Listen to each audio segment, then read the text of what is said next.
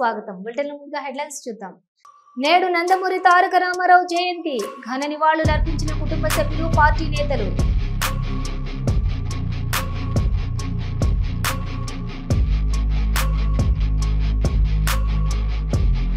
ఎన్టీఆర్ ఘాట్ వద్ద నివాళులు అర్పించిన ఎన్టీఆర్ సతీమణి. ఆయన సేవలను గుర్తు చేసిన లక్ష్మీ పార్వతి.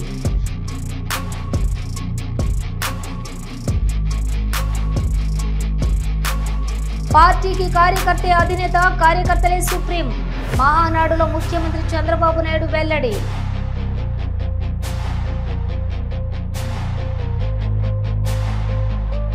ప్రభుత్వ ఆసుపత్రిలో జిల్లా కలెక్టర్ సతీమణికి కాన్పు. కలెక్టర్ ప్రభుత్వ వైద్యంపై నమ్మకం పెంచారంటూ మెచ్చుకోలు.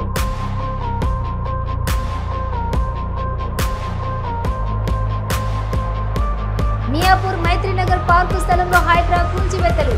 పార్కు చుట్టూ హైడ్రా అధికారుల నోటీస్ బోర్డులు ఏర్పాటు.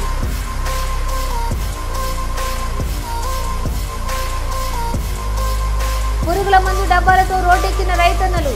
నెలలు గడుస్తున్నా ప్రభుత్వం ధాన్యం కొనుగోలు చేయడం లేదని ఆందోళన.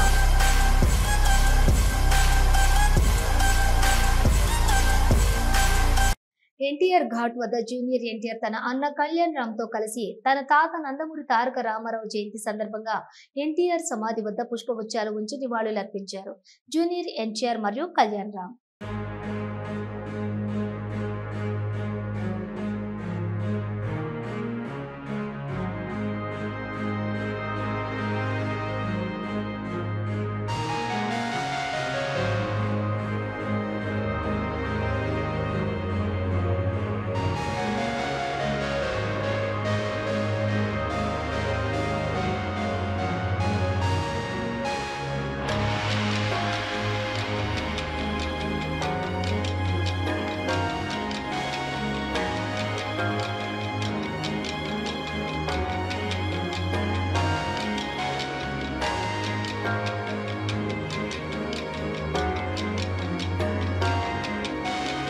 ఎన్టీఆర్ జయంతి సందర్భంగా హైదరాబాద్ లోని ఎన్టీఆర్ ఘాట్ వద్ద నివాళులు అర్పించిన ఎన్టీఆర్ సతీమణి లక్ష్మీ పార్వతి.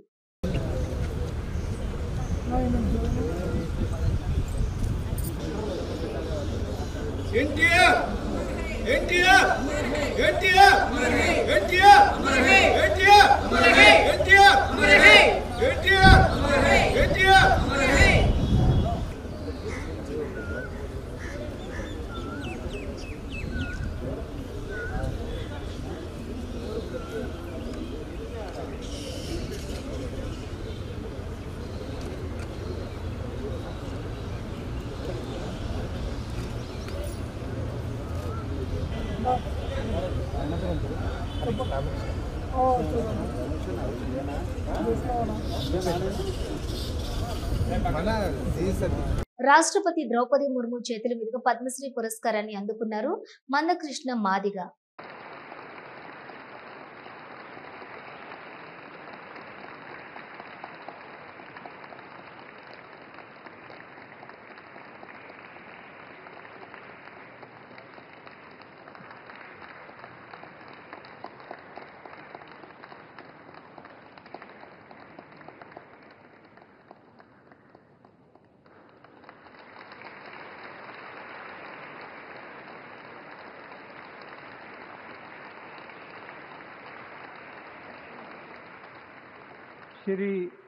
పార్టీకి కార్యకర్తే అధినేత, కార్యకర్తలే సుప్రీం. ఇది పార్టీ సిద్ధాంతమని మహానాడులో ఉద్ఘాటించారు ఆంధ్రప్రదేశ్ ముఖ్యమంత్రి చంద్రబాబు నాయుడు. నా తెలుగు కుటుంబం 6 శాసనాలు. ఇది భవిష్యత్తుకు గేమ్ చేంజర్. ప్రతి ఒక్క నాయకుడు, కార్యకర్త దీన్ని అర్థం చేసుకోవాలి, ప్రజల్లోకి తీసుకెళ్ళాలి, ప్రజల్లో చైతన్యం తేవాలి. అదే సందర్భంలో ఈరోజు మనం ప్రవేశపెట్టే ఈ నా కుటుంబం 6 శాసనాలు తెలుగువారి చరిత్ర తిరగరాయబోతున్నాయి. ఈ విషయం మీరందరూ గుర్తుపెట్టుకోవాల్సిందిగా మిమ్మల్ని కోరుతున్నాం. ముఖ్యమంత్రి ఏ రేవంత్ రెడ్డి బాబు జగజ్జీవన్ రామ్ భవన్ లో జరుగుతున్న గురుకుల అవార్డుల ప్రధానోత్సవంలో పాల్గొన్నారు.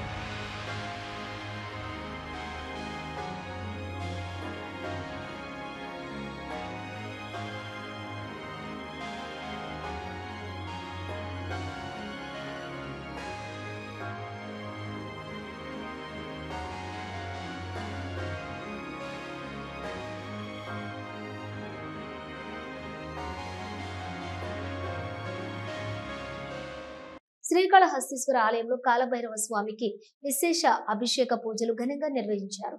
కాలభైరవ మూల విరాట్ వద్ద స్వామివారికి వివిధ రకాల సుగంధ ద్రవ్యాలతో అభిషేకాలు జరిపి దివ్య అలంకారాలు చేసి ఉత్సవమూర్తిని ఆలయ ప్రాంగణంలో ఊరేగించారు. భక్తులు అధిక సంఖ్యలో పాల్గొని స్వామివారి అభిషేక సేవలో పాల్గొన్నారు.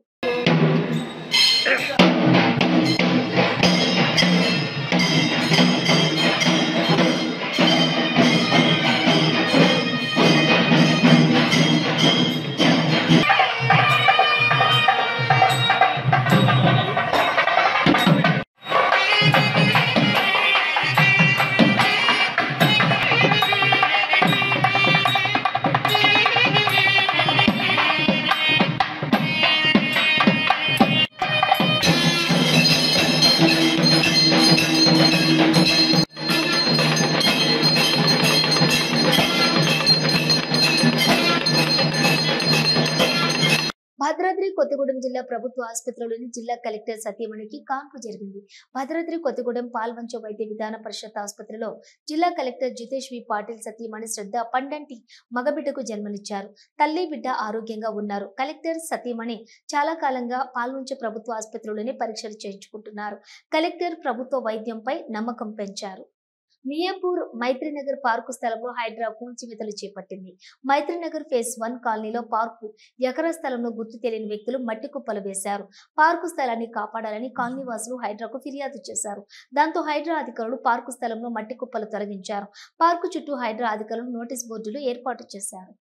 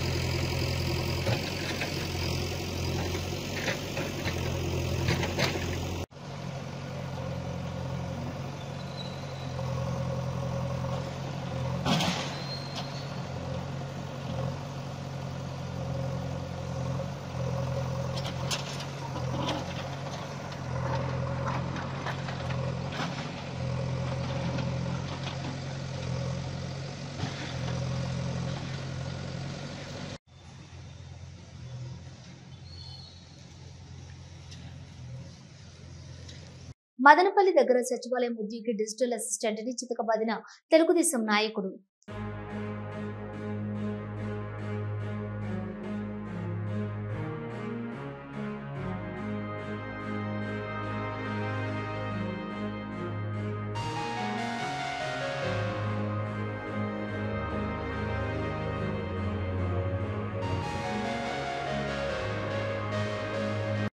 స్థానిక సంస్థలలో 42% రిజర్వేషన్లు అమలు చేసిన తర్వాతే పంచాయతీ ఎన్నికలు జరపాలని రాజ్యసభ సభ్యుడు బీసీ సంక్షేమ సంఘం జాతీయ అధ్యక్షులు ఆర్ కృష్ణయ్య డిమాండ్ చేశారు.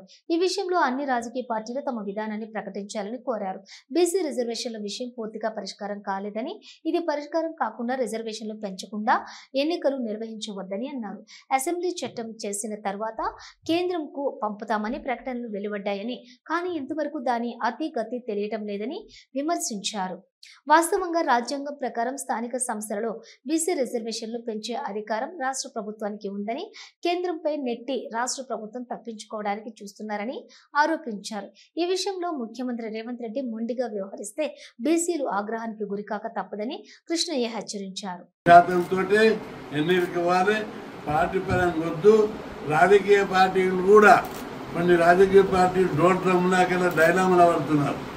నేను అడుగుతున్న పార్టీలన్నీ, మీరు గతంలో తప్పు పని చేశారు, కనీసం ఇప్పుడన్నా సరిదిద్దుకొని 42% రిజర్వేషన్లకు మద్దతు ఇవ్వాలి.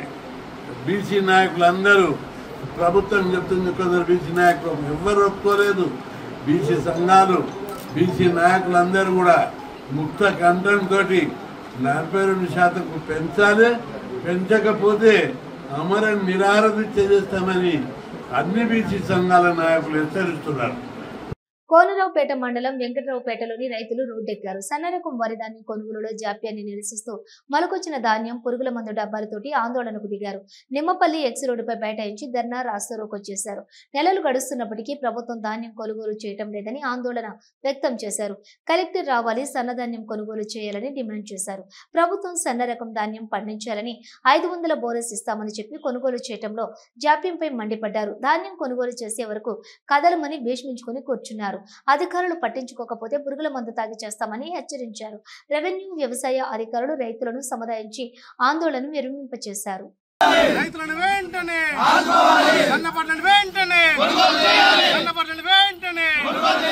రావాలి రావాలి రావాలి రావాలి.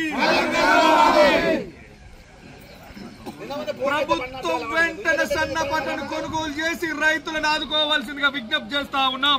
రైతుల ఐక్యత, రైతుల ఐక్యత, వర్ధిల్లాలి వర్ధిల్లాలి. అద్దాలు తీసిరా బిడ్డ. రైతుల ఐక్యత, రైతుల ఐక్యత. 15 రోజులు అవుతుంది అడ్లు వచ్చి.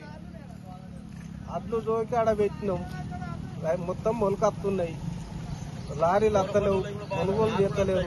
కలెక్టర్ గారు వచ్చి సన్నపట్లు ఆడబెట్టి మొలకలు వస్తున్నాయి. జోకి 15 రోజులు అవుతుంది. అవి ఆన్నే మురిగిపోతున్నాయి.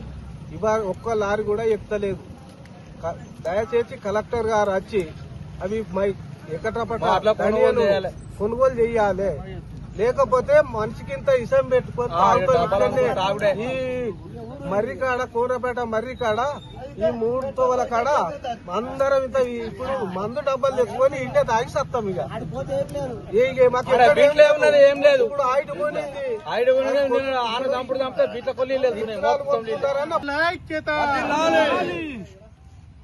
రైతులను వెంటనే సన్నపట్లను వెంటనే రావాలి రావాలి రావాలి రావాలి. ప్రభుత్వం వెంటనే సన్న పంటను కొనుగోలు చేసి రైతులను ఆదుకోవాల్సిందిగా విజ్ఞప్తి చేస్తా ఉన్నాం. రైతుల ఐక్యత, రైతుల ఐక్యత, వర్ధిల్లాలి వర్ధిల్లాలి. అద్దాలు తీసిరా బిడ్డ. రైతుల ఐక్యత, రైతుల ఐక్యత. కొనుగోలు వెంటనే, కొనుగోలు వెంటనే. మల్లెడు బాబు చెప్పు.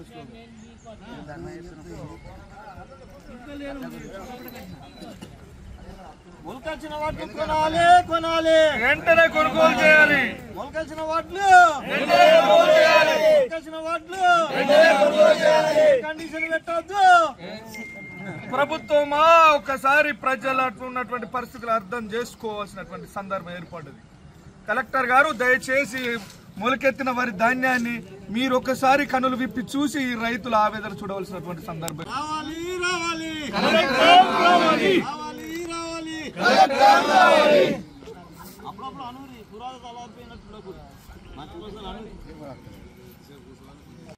కోనరావుపేట మండలం వెంకటరావుపేట గ్రామ రైతుల పరిస్థితి చూస్తా ఉంటే అన్నమో రామచంద్ర అనేటువంటి పరిస్థితి ఏర్పడుతుంది.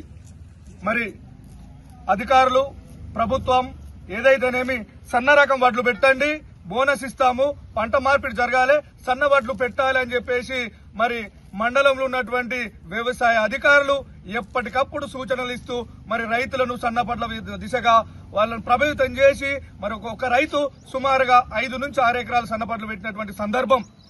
మరి బోనస్ మాట దేవుడెరువు గాని ఇప్పటి వరకు పంట కోసి సుమారుగా 48 రోజులైనప్పటికీ దాని దిక్కు చూసినటువంటి ఎవరు లేరు, నాయకులు లేరు, మరి అదేవిధంగా ప్రభుత్వ అధికారులు కూడా లేరు. మరి ఏంద్ర పరిస్థితి అంటే గనక మిల్లర్లు సన్నపట్లు మేము దించుకోము, మాకు సన్నపట్ల గురించి కలెక్టర్ గారు ఆదేశాలు ఇవ్వలేదు అంటున్నారు. మరి ఏ ఆదేశాల ప్రకారం రైతులను మీరు ప్రభావం పెట్టి మరి రైతులను ప్రలోభ పెట్టి మరి బోనస్ ఇస్తామని చెప్పినటువంటి ప్రభుత్వం అదే సన్నపడ్లను పెట్టుకున్నటువంటి రైతులను ఎందుకు కాపాడలేకపోతా ఉంది?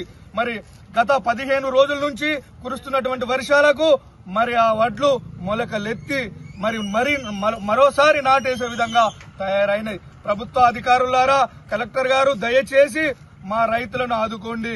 ఎద్దేసిన వ్యవసాయం, రైతేసిన రాజ్యం బాగుపడ్డ దాఖలాలు లేవు. తస్మత్ జాగ్రత్త.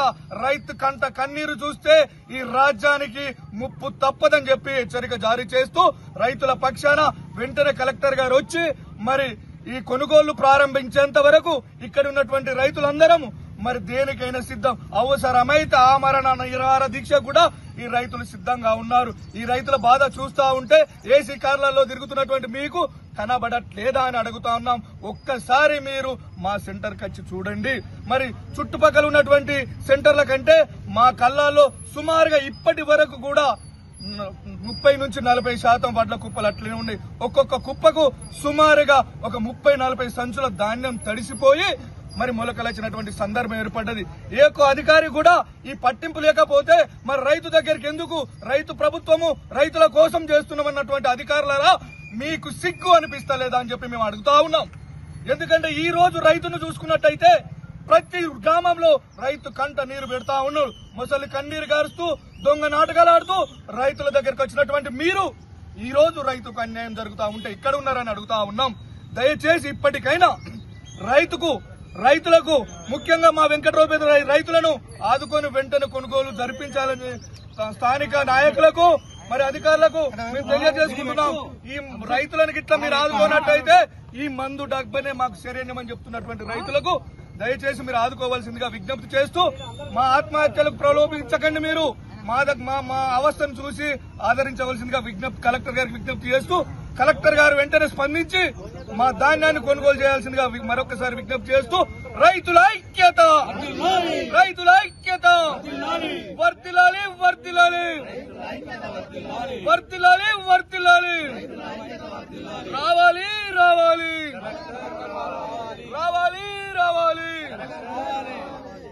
మహానాడులో ఏఐ వీడియో ద్వారా సీనియర్ ఎన్టీఆర్ ప్రసంగం సృష్టించి చంద్రబాబు లోకేష్ లను పొగడ్తలతో ముంచెత్తినటువంటి టీడీపీ నాయకులు. సికింద్రాబాద్ లకు ట్యాంకు బండతో నేను సాంస్కృతిక వారధి కడితే ఆ తరువాత సైబరాబాద్ అనే కొత్త నగరాన్ని పుట్టించి తెలుగు నేలకు ఆధునిక ప్రపంచానికి సాంకేతిక వారధిని కట్టించిన వాడు చంద్రబాబు. లక్షల రూపాయల జీతం గురించి ఏమాడైనా కలగన్నామా? దాన్ని సాధ్యం చేసింది నా తెలుగుదేశం ప్రభుత్వమే అని చెప్పడానికి నాకు గర్వకారణంగా ఉంది. డ్వాక్రా సంఘాలతో నా ఆడపడుచులు సాధించిన ఆర్థిక స్వాతంత్ర్యం చూసి నాకు సంతృప్తిగా ఉంది. గోదావరిని కృష్ణమ్మతో కలిపేది ఎప్పుడో పోలవరం తెలుగు వారికి దేవుడిచ్చిన వరంగా రూపొందే సుపదినం ఎప్పుడో అని ఆనాడు నేను పలవరించాను. పట్టి సీమతో ఒకటి నెరవేరింది. పోలవరం పూర్తితో మరొకటి ఇంకా 2 ఏళ్లలో నెరవేరబోతోంది. రెక్కలు ముక్కలు చేసుకున్న డొక్క సగం నిండని పేద ప్రజానీకారికి ఇంత ఆదరవు కల్పించడానికే ఆనాడు కిలో 2 రూపాయల బియ్యం పథకం పెట్టాను. అటువంటిది P4 కార్యక్రమంతో పేదకు పేదరికం నుండి విముక్తిని కలిగించి బంగారు కుటుంబంగా తీర్చిదిద్దే చంద్రబాబు ప్రణాళిక అహో అద్భుతం, మహాద్భుతం. శాతవాహన సామ్రాజ్యానికి ఒకప్పటి రాజధాని నగరంగా బాసిల్లిన అమరావతి పేరిట నేడు నిర్మాణం జరుపుకుంటున్న ఆంధ్రుల రాజధాని నగరం దేవేంద్రుడు సైతం అసూయ పడేలా, మయూరి సైతం అప్పుల పడేలా రూపుదిద్దుకోవాలని మనసారా దీవిస్తున్నాను. క్రమశిక్షణాపూరితమైన అభ్యుదయ సమాజ నిర్మాణ శక్తిగా యువతను మనచడం కోసం ఆనాడు నేను కలను కన్నాను. యువగణానికి ప్రాధాన్యమిచ్చి యువశక్తికి పదును పెట్టి నా కలను నేడు తీరుస్తున్నాడు నా మనవడు లోకేష్. అంతేకాదు, అధికారానికి సరైన నిర్వచనం మానవ సేవ అని ఆనాడు నేను పాటించిన నియమాన్ని నేడు గతంలో ఆచరించి పార్టీ కార్యకర్తకైనా సాధారణ పౌరుడికైనా అండగా నిలుస్తూ నా వారసత్వానికి వన్నెదిస్తున్నాడు లోకేష్. గగన సీమ నుండి ఇది చూసి అయ్యా రే ఫలా ఫలా మనవడా ఫలా అని మురిసిపోతోంది నా మనస్సు. ఈ దేశం మనది, దేశ సమైక్యతే మా సిద్ధాంతం, మా రాష్ట్రాభివృద్ధే మా దేశాభివృద్ధే మా లక్ష్యం అంటూ ఆనాడు నిత్యం నినదించేవాడిని. ఈనాటి వికసిత భారత్, వికసిత ఆంధ్రప్రదేశ్ గురించి వింటుంటే ఇదే కదా నేను కోరుకున్నది అనిపిస్తోంది. చివరిగా ఒక్క మాట, చెరుగు నేల మలు చెరుగులా పాడి పంటలతో పారిశ్రామిక వికాసంతో పరవశించాలని, తెలుగులాట ప్రతి ఇంట నిత్య వసంతాలు చెందాలని, ప్రజల కోసం అంకిత భావంతో ప్రభుత్వం చేస్తున్న కృషి ఫలితం కావాలని ఆకాంక్షిస్తున్నాను. సెలవు. సర్వే జన సుఖినో భవంతు.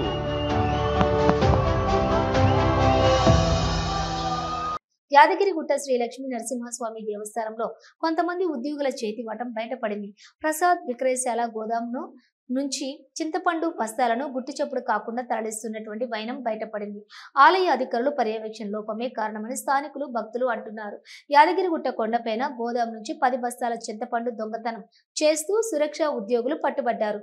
పూర్తి స్థాయి ఈవో లేకపోవడంతో అధికారులు ఇష్టారీతిని వ్యవహరిస్తున్నారు.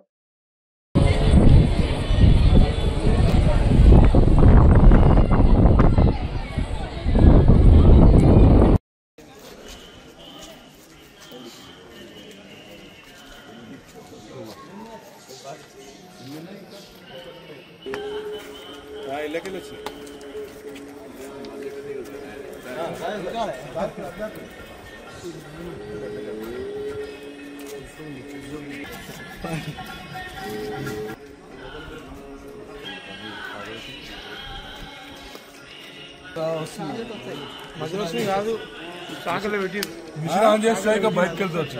శాఖలో బ్లాక్ పోతుంది. స్టాక్ కార్లో 6 ఉన్నాయి, ఈ 3 మధ్యన గుమ్మొచ్చు అంటున్నాం. స్టాక్ ఆపి ఏమేమి ఉన్నాయి స్టార్ట్ చేసి లిఫ్ట్ లెక్కనే లడ్డూలు ప్యాకింగ్ కావాలి, లడ్డూలు ప్యాక్ చేసి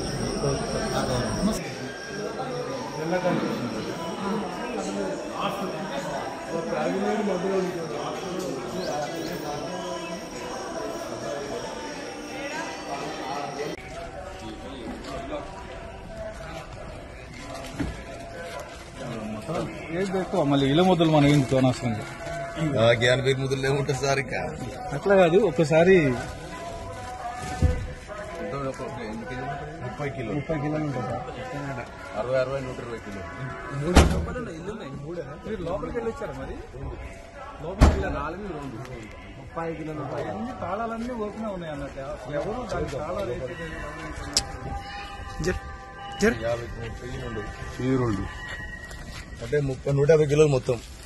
అంతే కదా సార్? 18 ఐదే కదా సార్, దాని రూపాయి 4 4 ఉన్నాయి. ఈ 2 180 కిలోలు ఇంటూ 100 వేసుకో. 18,000.